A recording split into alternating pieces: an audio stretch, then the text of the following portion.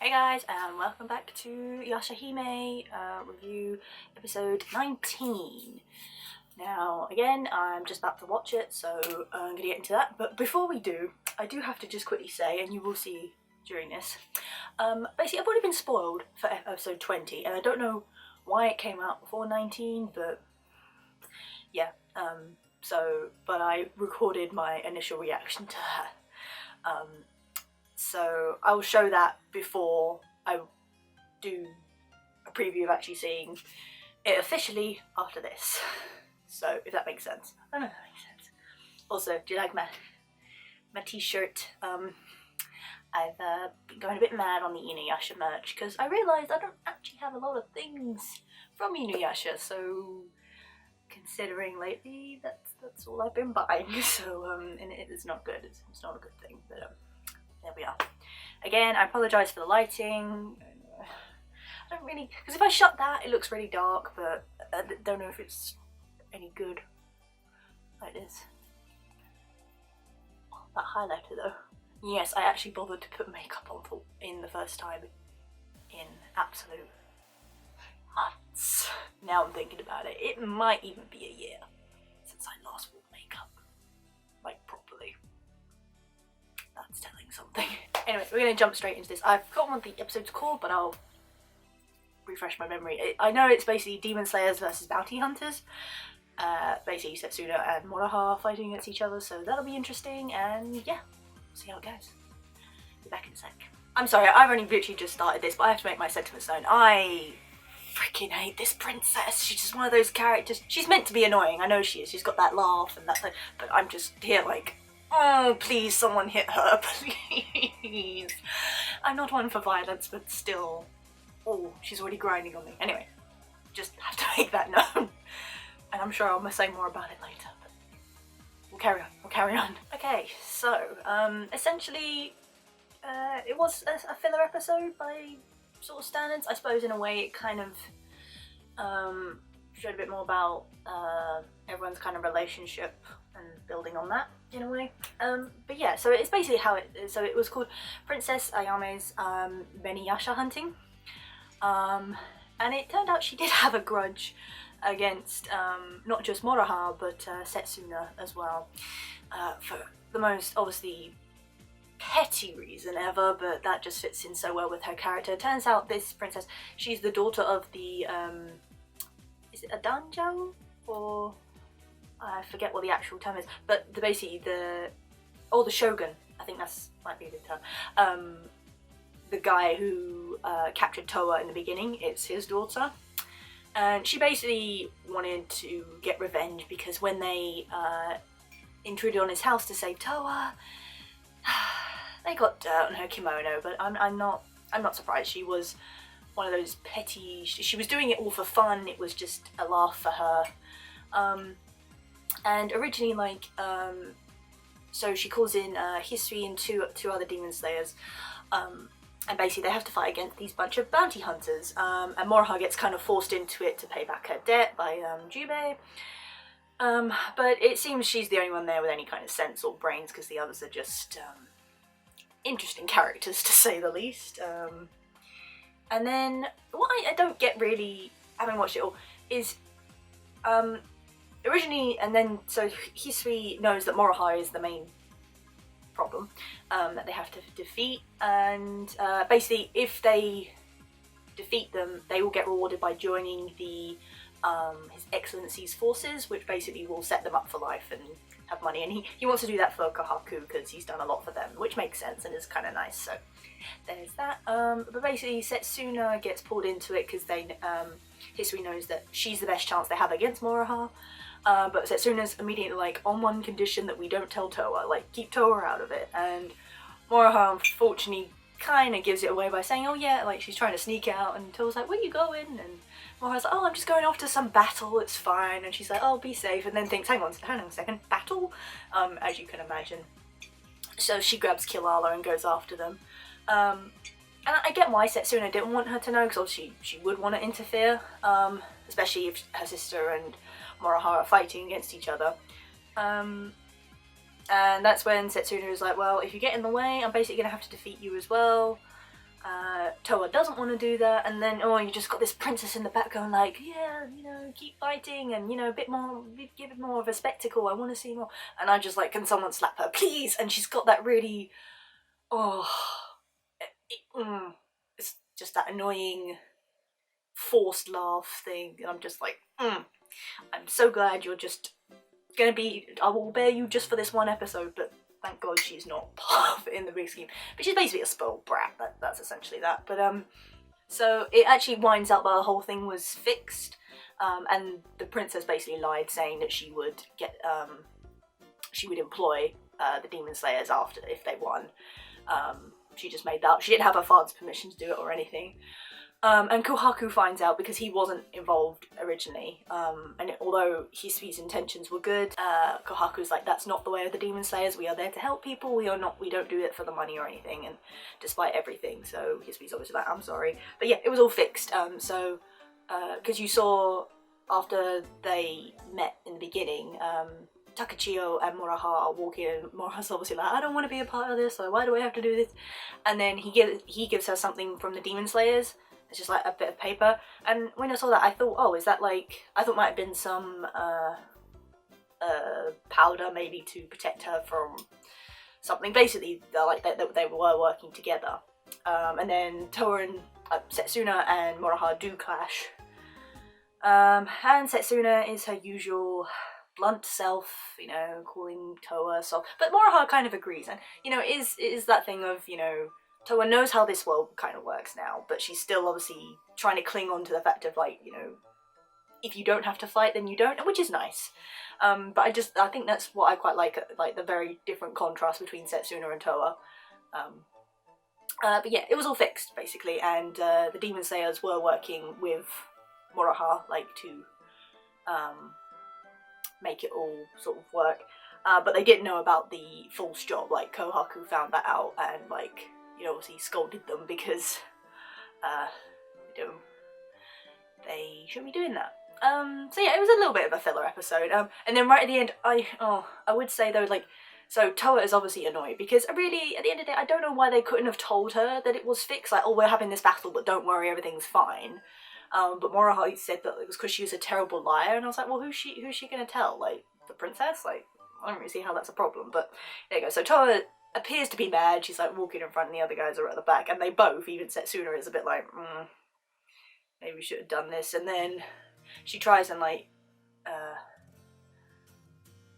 you know, Muraha's like, you know, don't be mad at us, and Setsuna's like, oh, this is just business, she doesn't know how it works. And then Toa kind of stops, and I really thought she was going to turn around and, like, really have a go at them, and even they thought, they were both like, what's going on? But in the Toa kind of way, she was just happy that everyone is okay.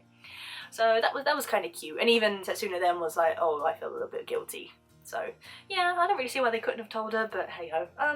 So yeah, I mean, it was short and sweet, really. I mean, these episodes never seem really long. I don't know if it's because I'm only watching one episode at a time, and when you watch a bunch, like, one after the other, you think, oh, then it's a bit longer. But yeah, so episode 19, it's alright.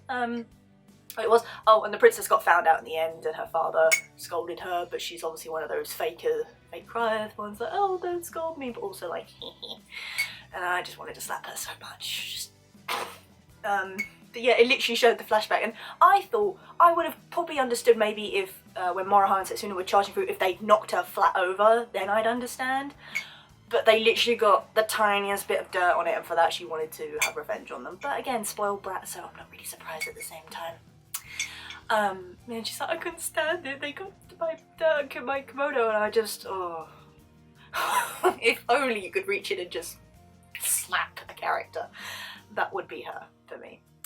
Right, now, before we go on, I'm going to quickly show you, so this, so I said about episode 20, I already got spoiled for that. I don't know how, because at the time that this episode hadn't come out, so therefore a preview of the next one shouldn't have, but yeah, so this is my initial reaction when I saw it, literally just browsing through YouTube, so enjoy.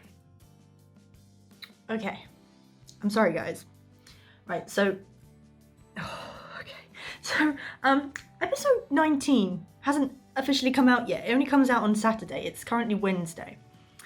But I have just been spoiled for basically episode 20. I know I shouldn't have clicked on it, but I was like, how are they already advertising for episode 20? if 19 hasn't even come out yet. So obviously curiosity killed me, and oh my god. So it appears we're going to learn a bit about what happened to Setsuna afterward, and they've brought back freaking Shiori from Inuyasha, and I really can't. Like, I'm loving how, like, I'm not Shiori, like, it's funny because, like, she's not an insignificant character, but in the scheme of things, and technically I'd say her episode wasn't a filler, because I remember Inuyasha had to break the sphere she had in order to gain one of Tetsaiga's powers. Just remembered that.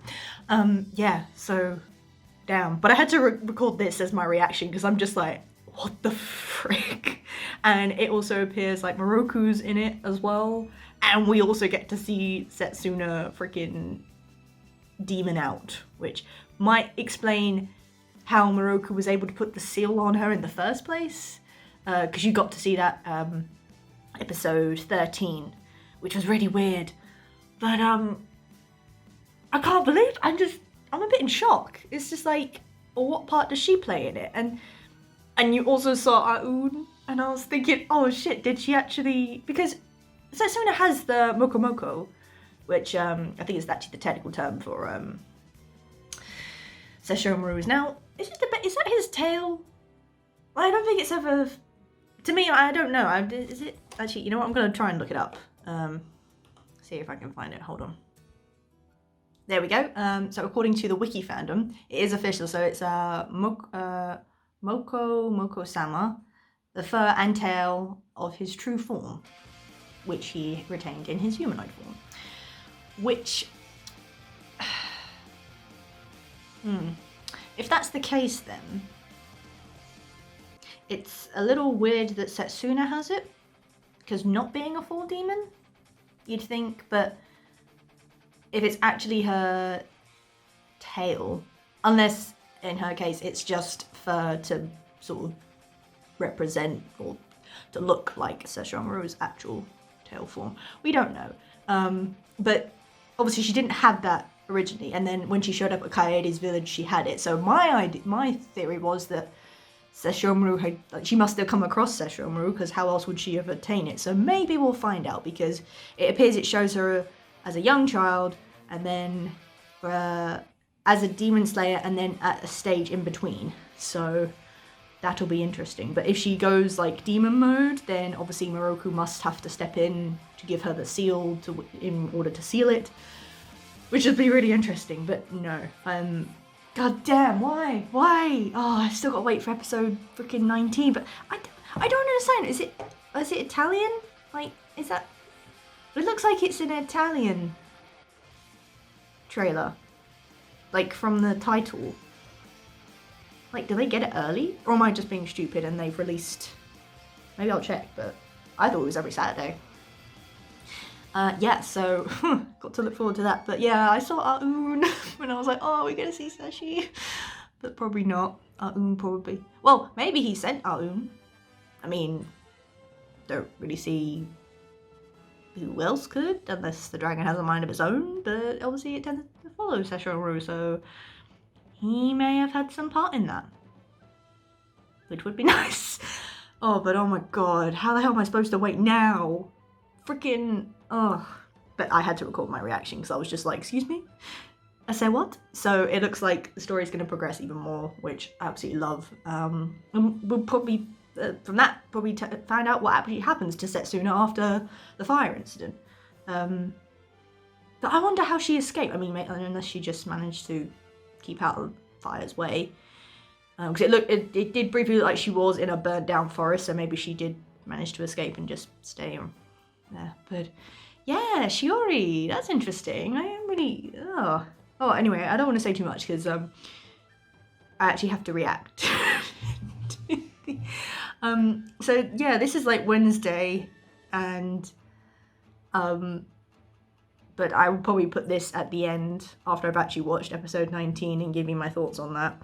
But yeah, this is just a little added bit because I just get so hyped whenever I see anything about this, so that's really interesting. See how all that comes into play. yeah, so I imagine this is the end, right? Yeah, so stay tuned for that. Okay, now you've seen that. So I've seen it again now, and it actually has like subtitles that I can read, so know a bit more about it. So Shiori's coming back. That's really cool because, like I said before, Shiori, she sort of seemed, I suppose, in the Inuyasha like world, like a menial character. That they've obviously brought her back, which is really nice. We obviously get to see more about Setsuna after the fire, which is cool. It's not clear at that point whether she has lost her memories or not. I would presume so, because surely she'd be frantic to find Toa. But obviously, if they were taken at that point, she obviously is not sure who she is or what's happening. But Un arrives, it makes me wonder if Sesshomaru is you know, still is working behind the scenes, because I can't imagine, unless the dragon has a mind of its own, but you'd like to think that maybe Sesshomaru sent him, which is cute. But yeah, so she gets taken to a half-demon village, apparently, that harbours all the half-demons, because Shiori is also a half-demon, and she was a half-bat demon, if I remember correctly, and she can create barriers. So she's in this village, obviously protecting these kids, and Setsuna ends up going there. Which is cool, but from what I've seen, it looks like I think what will happen is Shiori will lose her powers, obviously being half demon, so she'll have a new moon night as it is, so her barrier will fall, and then these other demons will come in from the looks of it, and it looks like, well, it seems clear that Setsuna's gonna freak out, demon-wise, and like I said, Miroku also appears to be there, so that might explain where she gets the seal in order to, because she said she can't handle her demon blood, because obviously Sesshomaru being a poison demon, like, which makes sense. She can't handle it basically as a half demon, so it has to be sealed away. But it looks like she does have a bit of a wig out moment, as it were, which looks really cool. Yeah, so the next episode 20 is basically, I think, the hidden half demon village, which, yeah, again will look interesting, and again it'll be good if we can find a bit more about, I mean, because it doesn't explain, like I said, how Setsuna, it may explain how Setsuna survived the fire. She could very easily have just managed to escape of her own. It would be interesting to see if she had help or that, but it's clear afterwards she definitely, where she ends up after that and where she goes from there, because it also does show her currently as a demon slayer, so she may possibly end up going back. So it may flash back to how she got there, but then she might find out that they're in trouble, and we'll go back there, and Toa will find out a bit more about that, which will also be good. Yeah, so interesting. But I gotta say, just it's quite nice they've done that. I would, at this point, if they've brought Shiori back, which by all accounts, like I say, is a less significant character. I did like her in her little story arc, but if they brought her back, it makes you wonder if they're gonna bring like Shippo or anything back. But from what I saw in terms of the voice actors that they have, I did not see Shippo's picture. I saw obviously Miroku, Sango, and the original crew. But yeah, it'll be interesting. So yeah. But even as a filler episode, I mean, it's still good. I do enjoy it. And yeah, hopefully I'll keep saying this every time, but hopefully we'll get more answers. But the next one does look like it will delve a bit more deeper into that, so that is good. Yeah, got anything else to say? Trying to think, covered everything. I think we're good. Yeah, guys. So again, if you like this video, do give it a thumbs up. And obviously, if you have any opinions or theories or whatnot, put it all down there in the comments. I would love to hear. Also, you know, be sure to subscribe for more, and we'll be back here hopefully soon after the next one. Yeah, so we'll see you next week for the next Yashahime Half Demon Princess episode 20. Oh god, we're already on 20. I'm just thinking about that now. Ooh, be interesting. I'm very curious about how many episodes this whole series is going to be, but we shall see. Anyway, so until next time, guys. How low can you go? What does the fox say? it.